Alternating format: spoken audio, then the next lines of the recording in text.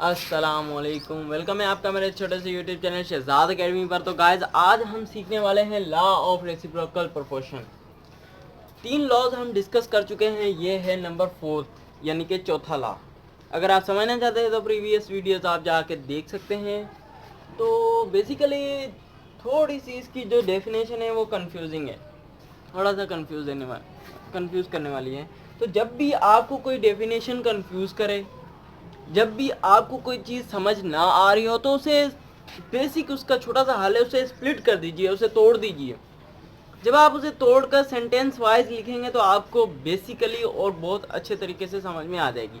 तो चलिए स्टार्ट कर लेते हैं आज की वीडियो। तो थोड़ी सी कंफ्यूज कर देने वाली डेफिनेशन थी, इसीलिए मैंने इसे स्प्लिट करके लिखा है ताकि आपको बहुत अच्छे तरीके से समझ में आ सके। तो चलिए स्टार्ट कर लेते हैं। तो first of all law of reciprocal proportion. First point जो मैं हमेशा डिस्कस करता हूँ, किसने ये महान कारनामा अंजाम दिया, यानी कि किसने ये लॉ दिया, उन भाई का नाम है given by Richard.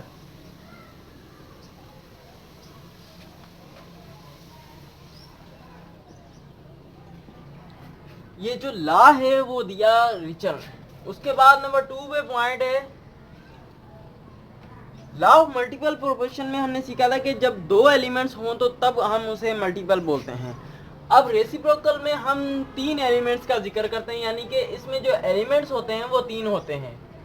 Elements are 3, यानी कि इस लॉ को हम कैसे पहचानेंगे, जब भी 3 एलिमेंट्स हों किसी लॉ में तो हम बोलेंगे कि ये लॉ ऑफ रेसिप्रोकल प्रोपोर्शन है। अब बेसिकली ये लॉ बोलता क्या है, ये लॉ बोलता है कि ये 2 पॉइंट है, नंबर 3rd पॉइंट पे हम इसकी डेफिनेशन डिस्कस करते हैं कि ये क्या बोलता है। ये बोलता है 2 elements are combined separately, 2 elements are combined separately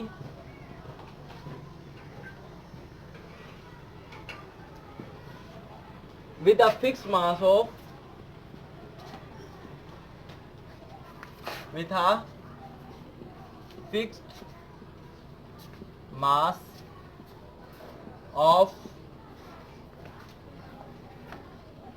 third element.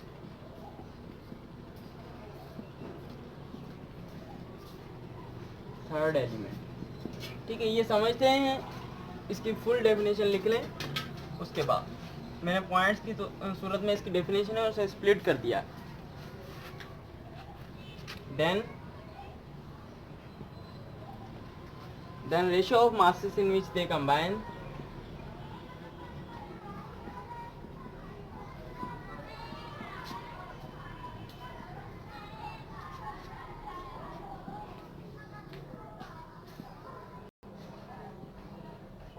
in which they combine have a small whole number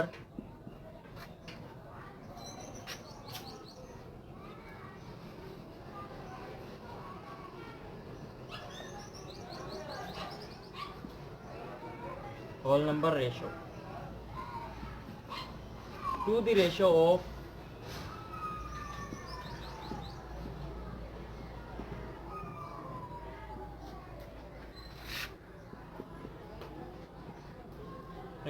masses in which they personally combine।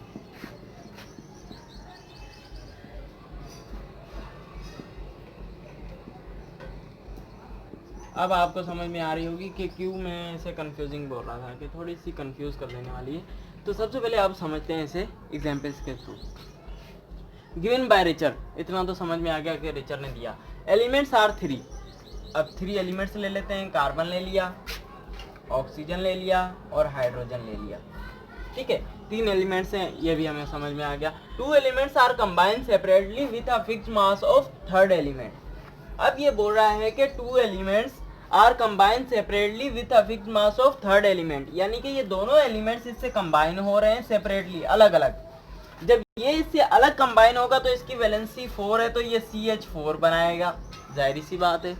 जब ये इससे अलग कंबाइन होगा तो ये H2O बनाएगा, ये भी जाहिर सी बात है।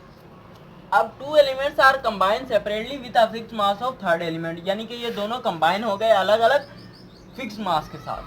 अब किस तरह इसका फिक्स मास है अब देख लेते हैं। यहाँ पर देखिए कार्बन के जो मास है, कार्बन का मास यहाँ पर मैं लिख देता हूँ। कार्बन का 12 है मास, हाइड्रोजन का जो मास होता है वो होता है 1, और जो ऑक्सीजन है उसका मास होता है 16। तो यहाँ पर कार्बन 12 और हाइड्रोजन जो है 4, यहाँ पर हाइड्रोजन 2 और जो ऑक्सीजन है वो है 16। ठीक है, इसके फिक्स मास के साथ ये अलग अलग सेपरेटली कंबाइन हो रहे हैं। ठीक है, अलग अलग हो रहे हैं। अब इनकी रेशियो निकाल लेते हैं। 4 1 4 एंड 4 3 12, यानी कि 3:1। यहाँ पर 2 1 8। अब देखें इसका फिक्स मास, ठीक है, हाइड्रोजन का, उससे ये कंबाइन हो रहे हैं सेपरेटली। अब इससे हमारा कोई ताल्लुक नहीं है, ये क्या बोल रहा है, ये सिर्फ कंफ्यूज कर देने वाला सेंटेंस था। उसके बाद असल जो डेफिनेशन अब है, then ratio of masses in which they combine have a small whole number ratio to the ratio of masses in which they personally combine. अब ये दोनों, अगर आप इन दोनों की रेशियो क्या है, कार्बन और ऑक्सीजन की, मैं यहाँ पर लिख देता हूँ कार्बन एंड ऑक्सीजन। इन दोनों की रेशियो क्या है, कार्बन का जो है 12 और इसका है 16 मास। तो सिंपली इनकी रेशियो होगी 4 से अगर डिवाइड करें, 4 3 12 और 4 4 16, 3:4। अगर ये खुद आपस में कंबाइन होते हैं, यानी कि कार्बन डाइऑक्साइड बनाते हैं, ये आपस में अगर कंबाइन होते हैं, तो कार्बन का जो मास है 12 और ऑक्सीजन का यहाँ पर 32 हो जाएगा, जाहिर सी बात है 32 हो जाएगा। तो सिंपली हम ये 3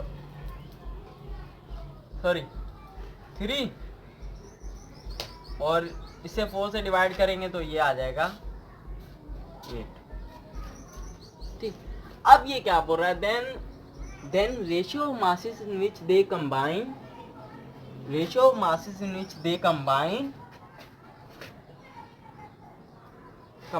have a small whole number ratio to the ratio of masses in which they personally combine. ये दोनों पर्सनली कंबाइन हो रहे हैं तो इनकी जो रेशियो होगी स्मॉल होल नंबर रेशियो होगी। अब निकालते हैं, यानी कि ये रेशियो जिससे पर्सनली कंबाइन हो रहे हैं और इनकी जो सिंपलेस्ट रेशियो है इसे हम आपस में डिवाइड कर लेते हैं, यानी कि 3/4 यहाँ पर लिख देता हूँ, डिवाइड करते हैं इनको। 3:8 डिवाइडेड बाय 3:4। ठीक है, तो 4 1 4 एंड 4 2 8, 3 1 3, 3 1 3, यानी कि 2:1 सिंपलेस्ट होल नंबर रेशियो आ जाएगी। ये लास्ट सिंपली ये बोलता है। अब दूसरी एग्जांपल के जरिए हम समझते हैं इसे। दूसरी एग्जांपल के जरिए बहुत आसानी से समझ में आ जाएगा। डेफिनेशन में मिटा देता हूँ, अगर नोट्स बनाने तो लिख लीजिए।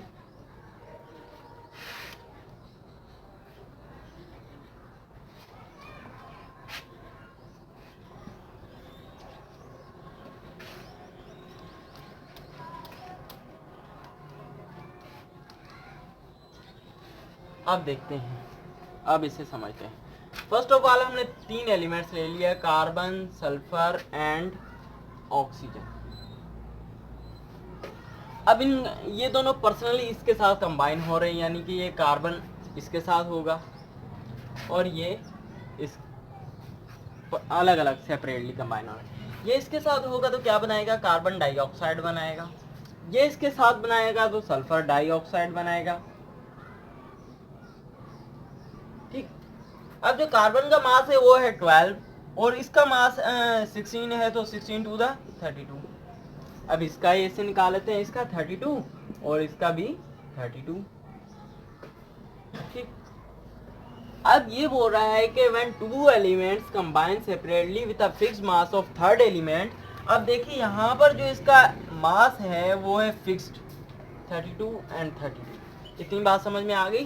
दो एलिमेंट्स कंबाइन हो रहे हैं with a fixed mass of third element, तीसरे एलिमेंट के साथ bears a small whole number ratio, इनके दरमियान स्मॉल होल नंबर रेशियो होगी। सिंपल सी बात है।